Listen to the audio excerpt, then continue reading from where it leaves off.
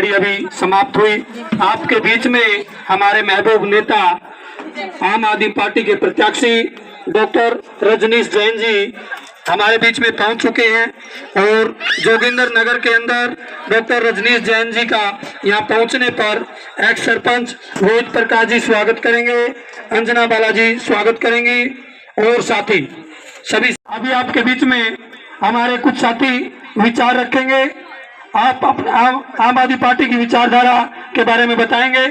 और बोलना चाहूँगा जी, आप ऐसा है जी, देखो हम हेलो, मेरी एज 62 63 के उसमें पहुंच चुकी है। आज तक हम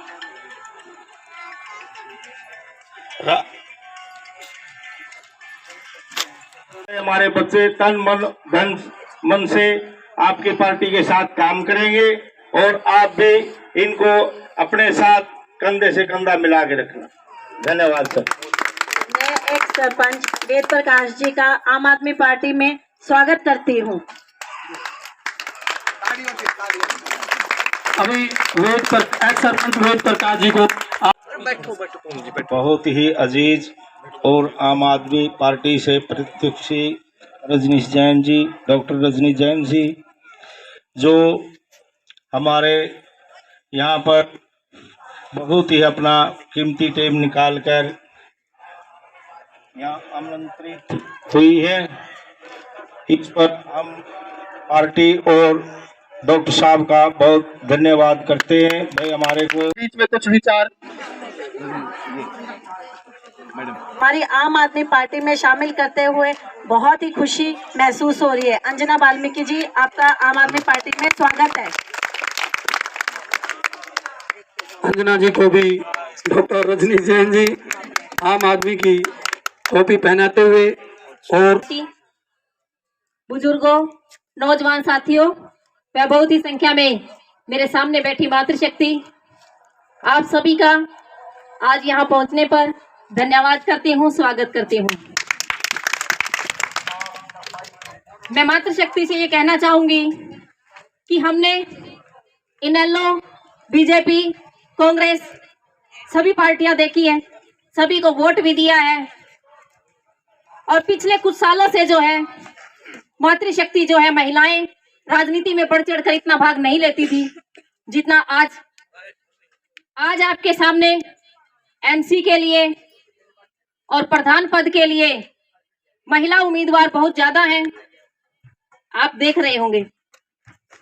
मैं ये कहना चाहूंगी कि अब की बार वोट करने से पहले ज्यादा कहीं मत जाना, अपनी रसोई में देखना दाल के भाव क्या है, सिलेंडर के भाव क्या है, पहले कितने थे, अब कितने हैं, दिल्ली पंजाब में कितने हैं।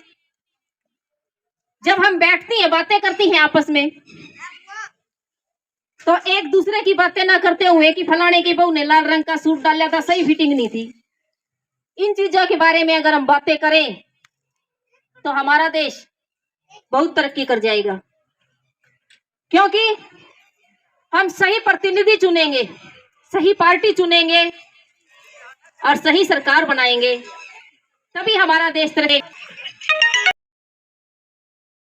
हार्दिक अभिनंदन करती हूँ कि आपने मुझे यहाँ पे इतना मान सम्मान दिया। आज आपके बीच में आके मैं गदगद हो गई। अभी हमारी छोटी बहन अंजना वाल्मीकि जी ने आपको हमारे पार्टी सुप्रीमो माननीय केजरीवाल जी की नीतियों के बारे में बताया। मैं उसके बारे में आपको बहुत ज्यादा कुछ ना बताते हुए बहुत संक्षेप में बताऊंगी। सब एक ही बात चाहते थे, शिक्षा। हमारा देश शिक्षित हो, कोई भी देश शिक्षित होगा वही देश विकसित होगा, कि शिक्षा ही किसी घर परिवार का और किसी देश का आधार होती है। तो हमारे माननीय केजरीवाल जी ने सबसे परीक्षा के क्षेत्र में काम किया है। क्या दिल्ली के जो सरकारी स्कूल हैं, अगर आप कभी आपको दिल्ली में जाने का मौका मिले, आपको पता चलेगा दिल्ली के सरकारी स्कूल हमारे जींद के, पूरे हरियाणा के प्राइवेट स्कूलों से भी कहीं ज्यादा बेहतर हैं। जो सुविधाएं वहाँ बच्चों को मिल रही है, उसको देख के हर अमीर आदमी भी यही चाहता है कि हमारा बच्चा केजरीवाल के सरकारी स्कूलों में पढ़े। वहाँ केजरीवाल जी ने अमीर और गरीब का फासला खत्म कर दिया है। अमीर के बच्चे भी वहीं पढ़ते हैं, गरीब के बच्चे भी वहीं पढ़ते हैं।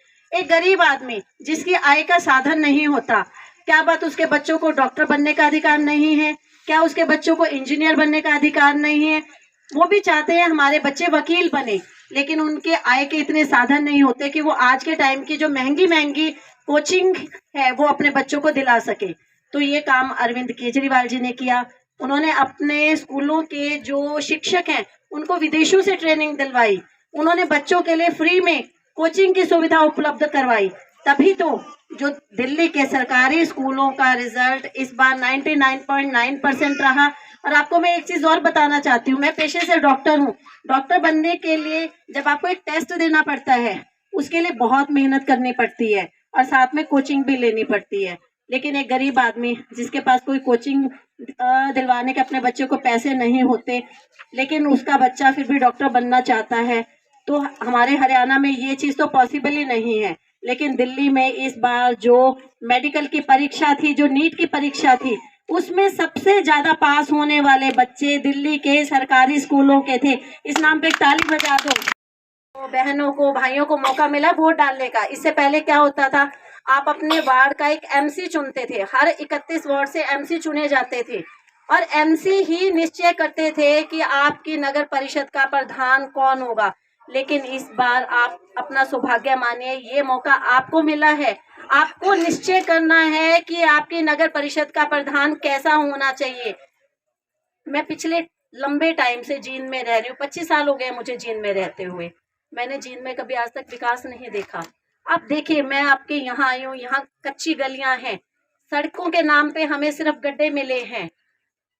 बरसात होते ही यहाँ पे पानी की निकासी ना होने की वजह से इस तरह से पानी भर जाता है। सीवरेज व्यवस्था यहाँ पे इतनी खराब है कि गंदा पानी जगह जगह खड़ा रहता है। कूड़े कचरे के ढेर लगे रहते हैं। कहीं पे स्ट्रीट लाइट की व्यवस्था नहीं है। हमारे बच्चों के खेलने के लिए पार्क नहीं है। और अगर हमें नगर परिषद में कोई काम करवाने जाना हो तो लंबी लंबी लाइनों में लगना पड़ता है। और उसके बाद भी जो वहाँ के अधिकारी है वो गरीब आदमी को तो देखते ही वहाँ से धक्के मार के निकालते हैं। उनका काम महीनों ही नहीं होता है।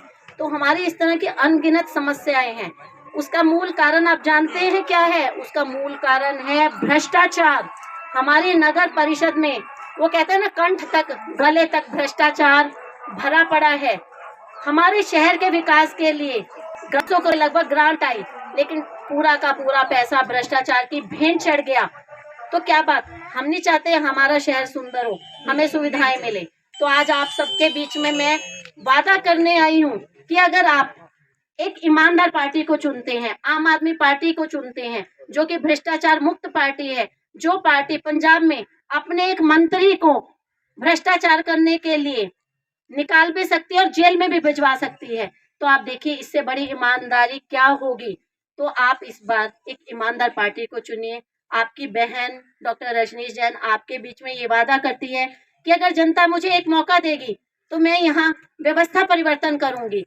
मेरी लड़ाई कोई राजनीति करने की लड़ाई नहीं है, मेरी लड़ाई व्यवस्था परिवर्तन की लड़ाई है। वो सुंदर हो। क्या आप सब मेरे साथ इस मुहिम में शामिल होंगे?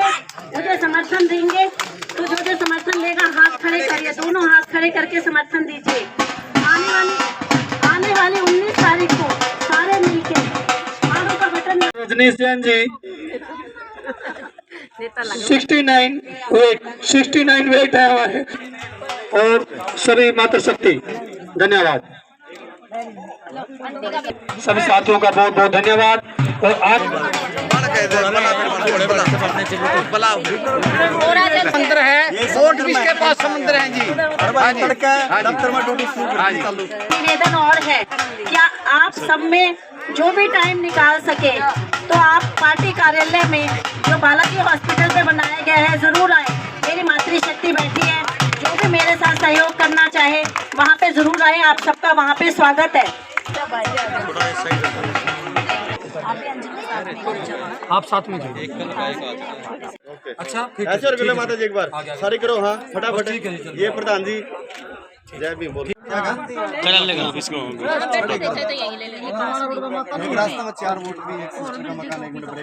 चलो कोई नहीं, ले लेंगे। और अपना वोट चाहिए विनर हो गए जी। आगे जी कौशिक साहब आगे। नमस्कार जी। जी मैं जोगिंदर नगर कॉलोनी से रजनी बाला बोल रही हूँ और आज हमारे घर पे प्रोग्राम था डॉक्टर रजनीश जैन का। ये हमने सोचा है पूरी कॉलोनी वालियों ने कि इनसे बढ़िया कैंडिडेट हमें कोई नहीं मिलेगा और सभी का यही मन है, सभी की यही इच्छा है कि अब की बार आम आदमी पार्टी ही हमारी तरफ से चुनाव जीते और हमें इन्हीं की सरकार लाना पसंद करेंगे जी। आज बेटा बोल दो लाइन जी बोलो। रजनीश जैन से बढ़िया हमें लगता है कि कोई और उम्मीदवार नहीं है और महिला इस बार हम सब यही सोच रहे हैं कि महिला सशक्तिकरण को, नारी शक्ति को भी एक मौका मिलना चाहिए ताकि वो अपने समाज के लिए और नारी शक्ति के लिए बेहतरीन काम कर सके।